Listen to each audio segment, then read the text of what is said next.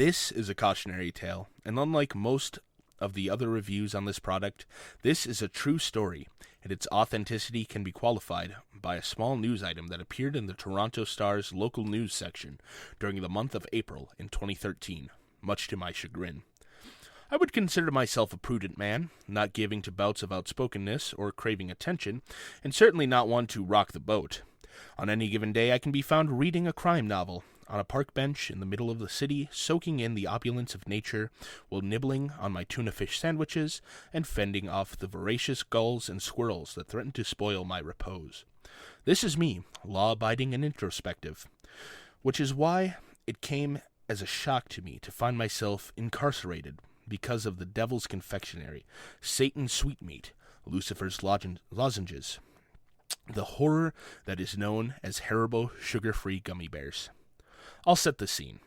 It was late winter/early spring in Toronto, and the city had just been digging itself out from a late-season snowstorm. I was headed to Pearson International Airport for a red-eye flight to Amsterdam in order to give the Dutch arm of our company some training on the new software that had been installed. I'm deliberately being vague to prevent my place of work from being linked in any way to the incident that occurred. I had just finished packing, checked the time, and found I was running late. My flight was at 7:10 p.m., and it was now almost 5 p.m. Cursing softly, I ran out to the car and threw my bags in the trunk, hitting the gas a little harder than usual in my haste to make it to the long-term parking lot as soon as possible. Luckily, traffic was light on the 401, and I made it to the airport in record time, but knew that my chances of making the flight were still at risk if I didn't use my time wisely. I hadn't eaten since lunch, and I was feeling a bit hungry, my stomach rumbling loudly in protestation, which caused me to look around at the other travelers rushing past me in the busy terminal, mortified that my bodily noises might be heard by others. I briskly checked my watch and decided that I had enough time to grab a quick snack before going through the baggage check and security, and would get something more substantial once I was checked through security. I spotted a vending machine nestled in a relatively low-traffic corner of the terminal and rushed over, already pulling out my credit card and mentally assessing what I had a craving for, so as to save time interacting with the machine. My eyes scanned the colorful array of confection quickly, coming to rest on a tantalizing rainbow-colored bag of gummy bears with a simple white and red logo, Haribo, emblazoned across the bag in what appeared to be a slightly tweaked Helvetica rounded font. Now, I'd like to pause here in the story for a moment to underscore the importance of making proper choices. I was hungry. When you're hungry, you should eat food. Food is defined as a nutritious substance that people consume to maintain life. This is what food is. These days, the definition of the word food has been bastardized, and the meaning has been broadened to include veritably any material that can be digested, or rather, chewed and swallowed without causing death or severe illness. Haribo sugar-free gummy bears are not food. They aren't even from this planet. I imagine their origins being conceived in a boardroom in hell by a top team of creative pain administrators, with senior-level demons rubbing their hands together in ghoulish delight as hell's chief chemist slowly lifts the veil on their new product. The point here being, I made a very, very, very poor choice. I pushed the button, and the vending machine ejected the brightly colored bag into my awaiting hands. I'd always liked gummy bears. They were bright, but rather innocuous. They weren't overly sweet so as to become cloying, and, of course, each candy came in a visage of a rather happy, docile bear, reminiscent of the picture one's eyes hold of all anthropomorphic bears, from Yogi to Winnie. The way I figured it, I was taking a bit of a holiday from life, so I could relax my fastidiously regimented daily schedule a little to allow for some frivolity. After all, I was going to be in Amsterdam come morning, with 16 hours to kill before I had to be training the Dutch employees. Maybe I would take a trip down to one of the coffee shops in the red light district and really let my hair down. No, I wouldn't do that. I would see that area from the city bus as I went to the hotel, where I would eat at the hotel restaurant and drink sparkling water. So I'd better enjoy the gummy bears, my one extravagance to commemorate my break from routine. I joined the queue in the KLM line, which was mercifully short, most likely because all of the passengers for my flight had already been checked through as the flight was scheduled to depart in an hour. I checked my watch again, frowned, and absent-mindedly opened the bag of Haribo sugar-free gummy bears, and began to munch on them as the line slowly advanced. To be fair, they tasted fine, just like every other manufacturer's brand of the colorful candy, and they were sugar-free to boot. This is what made the whole incident that followed so baffling. If they had tasted off or different, I most likely wouldn't have continued to shovel them into my mouth absent-mindedly while daydreaming about what I would order to eat from the room service in my hotel in Amsterdam. As I gave the attendant my e-ticket and she weighed my bags, the first of the pains began in my stomach. I thought nothing of it at first, chalking it up to the fact that I needed something more substantial than gummy worms to tackle my hunger. But over the course of the next 5 minutes, the shooting pain began to come in more rapid succession. At this point, I had my boarding pass printed, and rubbing my stomach a little, I proceeded to security. I briefly entertained the thought of trying to find a restroom before going through security, but at that point my discomfort was manageable, and I didn't think it was going to get any worse. Certainly not within the amount of time it would take to clear security. I joined the line and started fishing for my passport to present to the agent checking tickets. I felt a thin sheen of sweat break out on my forehead and underarms, and my features flushed for a moment as a wave of heat washed over me. I didn't pay it much heed, as it was going through security always caused me great anxiety, and I chalked it up to pre-flight jitters. It was only as I stood face to face with the agent and handed her my passport and ticket that I had a glimpse of the agony that was about to begin. It felt like time rippled for a moment, as if my consciousness buckled, so intense was the pain that fired through my bowels. I grimaced spastically and emitted a low moan and felt myself take an involuntary step sideways. Stars shot through my head briefly, as my vision blurred and then snapped back into focus. The agent was staring at me with slight consternation and asked me if I was all right. I pulled myself together, stood up straight, and declared that I was fine, mortified that I had a lapse of decorum not only in public but at the security clearance in an airport. As I fumbled off my belt to go through the metal detector, the pain in my stomach increased, and I practically had to sit on the floor to take my shoes off, terrified of what would happen if I bent at the middle to do it. It was becoming increasingly more evident to me that this wasn't just a stomach ache. No, this was something much worse. As a child, I had had a bout of diarrhea after a trip to Mexico with my family. I remember the feeling of nausea that swept through me before my child self had surrendered to the gas pains and parked myself on the toilet for an hour shitting until I felt like I didn't have any bones left. And that was how I was feeling now, with several key differences. The pain was worse. The sense of an impending bowel movement was so formidable it gave me temporary amnesia. And it took all of my willpower, all of it, to clench my butt cheeks together to prevent my sphincter from exploding. A sudden shock of pain racked my body, and I half wondered if I was going to give birth to a Tasmanian devil. The crazy fever-induced image of said cartoon animal chasing Bugs Bunny through the splashy volcanic shit kettle that was my stomach caused me to elicit a short, maniacal bark of laughter as I approached the metal detector. A wild, distant look in my eyes, sweat now beginning to pour off of my head like a long-distance runner in Kenya. The security agent on the other side of the detector shot a quick glance over to her coworker, who narrowed his eyes and made a subtle movement toward his holster. My breathing became uneven as I entered the metal detector, and I realized with alarm that I had taken off my socks without even registering it, and one of my shirt tails was untucked in the front. I held my breath, my eyes bulging dangerously from my head as the machine scanned me. As I shakily moved forward towards the agent for a pat-down, my stomach began to elicit sounds that can only be described as otherworldly. It started off a sort of bubbling sound, heard from afar, and grew in pitch and intensity at an alarming rate.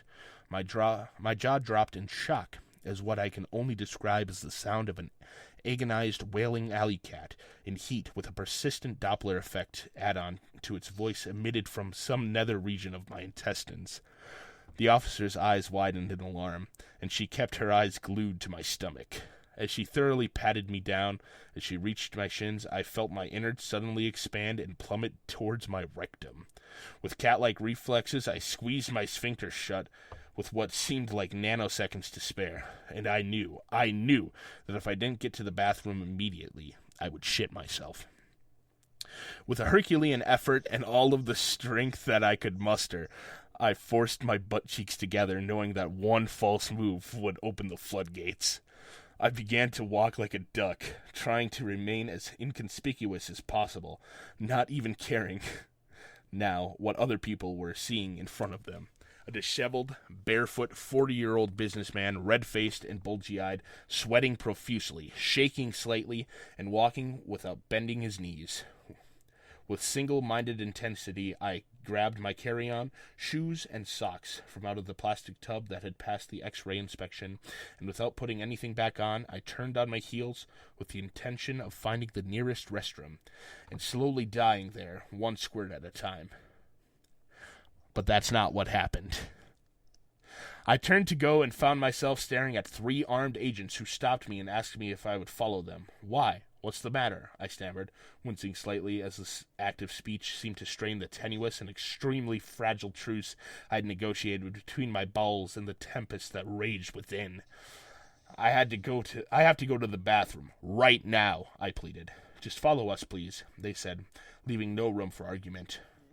The other travelers, clearing the security check, stared with curiosity and revulsion at the spectacle unfolding before them, whispering amongst themselves and hurrying to pack up their belongings and get as far away from me as possible, no doubt assuming that the airport had nabbed some sort of domestic terrorist.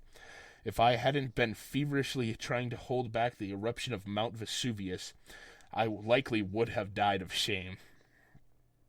With each step I took towards the room they ushered me into, I felt that my legs would give way.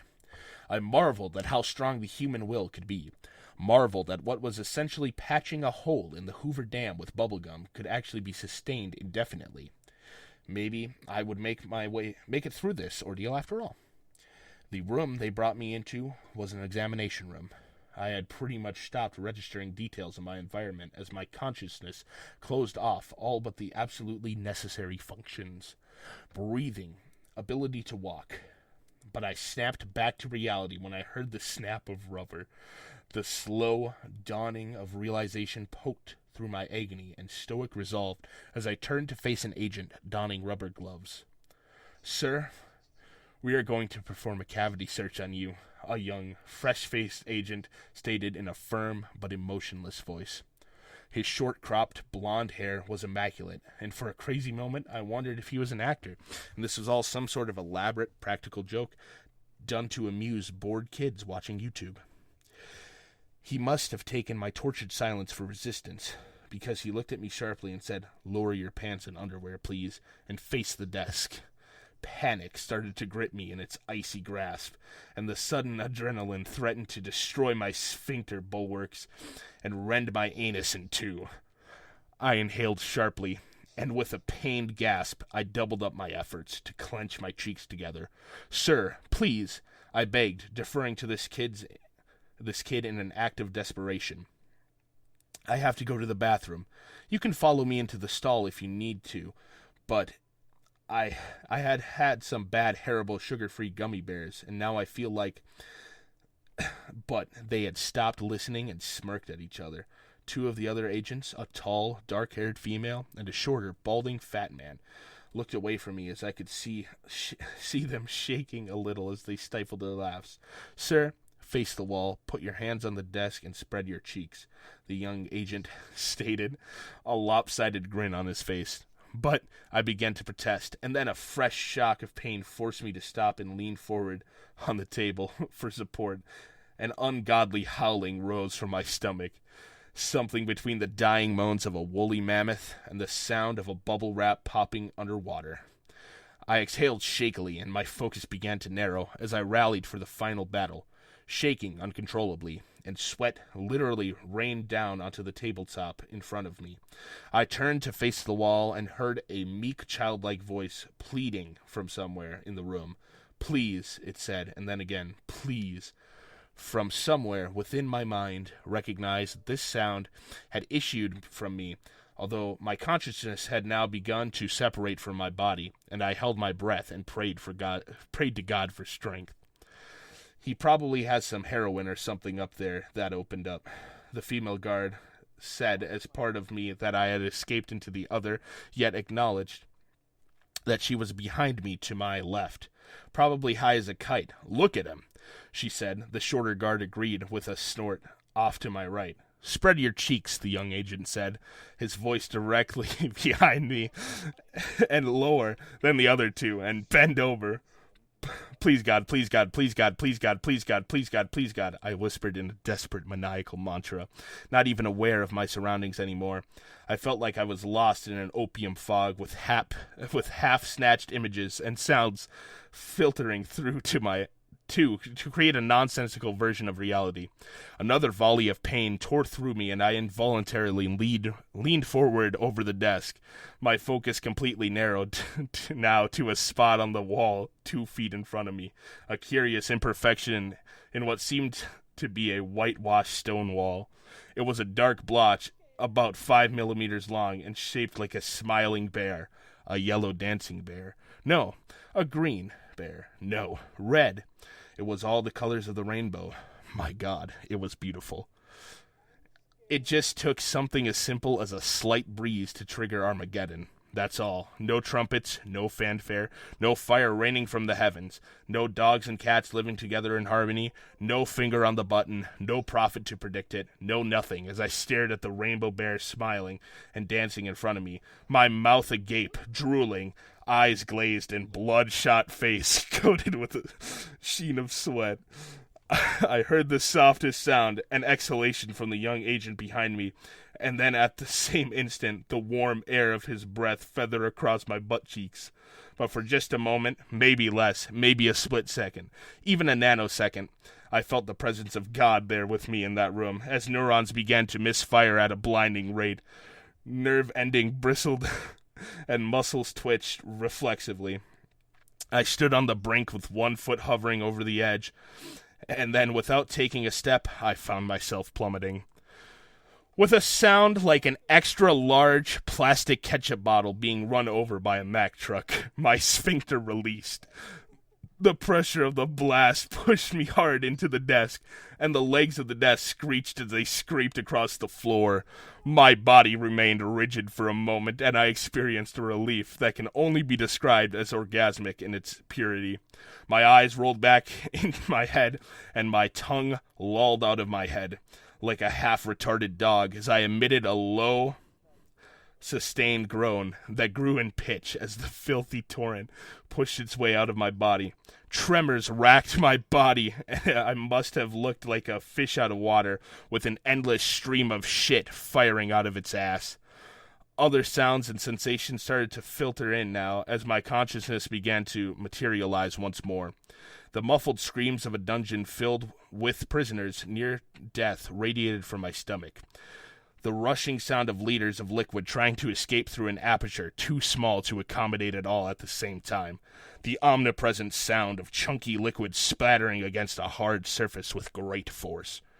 The high-pitched screaming of a woman's voice calling out to God. Another voice sobbing uncontrollably, imploring to make it stop, and my own ecstatic, monotone wail. When my ordeal had eventually run its course, I was left panting for breath and wobbly-legged, half crying, half laughing with relief, barely lucid, and feeling as if I had birthed an elephant. My colon felt like someone had poured chili sauce all over it, and then sent it into a colony of fire ants to eat it.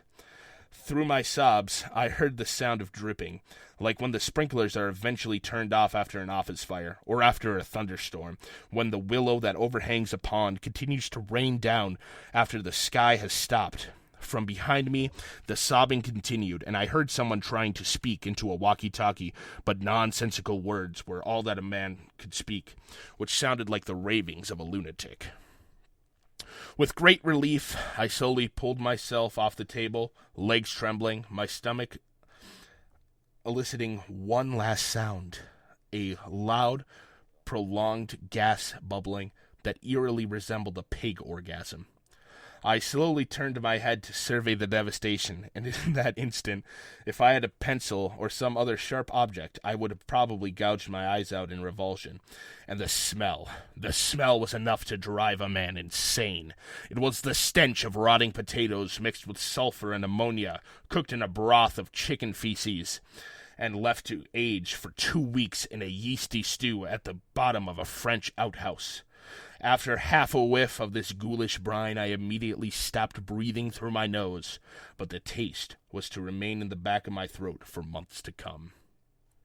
The young agent had taken the brunt of the foul witch's brew, and at first I couldn't process what I was seeing. I thought somehow the young blonde kid had been spirited away and replaced by a brown golem, or a ATV rider that had spent the better part of the day driving through every mud puddle he could find after a torrential downpour.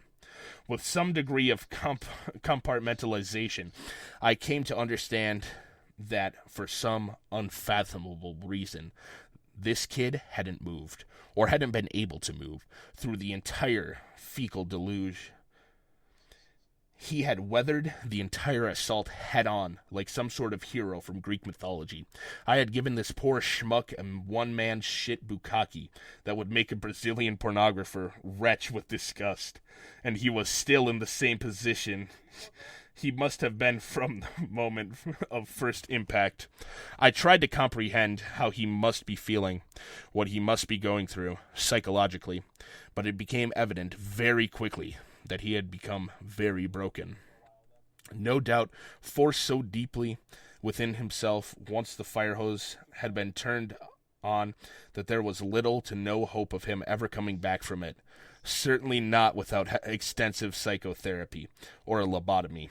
I looked beyond his quivering, catatonic, crouched form to see a perfect outline of him cut out on the white wall behind him. Either side filled in with a dripping, opaque layer of alternately pulpy and runny fecal stew. I noticed 2 quivering masses at either extremes of the room, and realized they were humanoid in form, although the caterwauling that was coming from these broken creatures was just blubbering gibberish. And this was the tableau that was burnt into my mind's eye for the eternity. Needless to say, I missed my flight. In fact, the next week is a blur. I have vague recollections of an army of hazmat-clad figures looming through the brown landscape of the soiled room, the slopping sounds of rubber boots squelching in puddles of fetid detritus, uncontrollable wailing and animal-like sounds issuing from the mouths of creatures that had been traumatized beyond their capacity for being put back together, the complete loss of sensation from the waist down as I rolled through the room on a waterproof gurney, its wheels struggling to surf on top of the shit-soaked floor. I spent a week or so in the hospital, enclosed in a well-ventilated, sealed room, with suited doctors coming in on the hour to monitor my vital signs as they tried to rehydrate my body. I had apparently expelled every available drop of water from my body that was possible to sustain life without for a short period of time. All of my clothes were incinerated in the hospital's crematorium, and the soiled bag of Haribo sugar-free gummy bears was never recovered. This is my story. It is inconceivable to think that this product can be sold legally and be misrepresented as food. I was lucky I survived, but as for the families of the survivors and the survivors themselves, they will forever live with the trauma of the events that took place at Pearson International Airport on a snowy day in April 2013.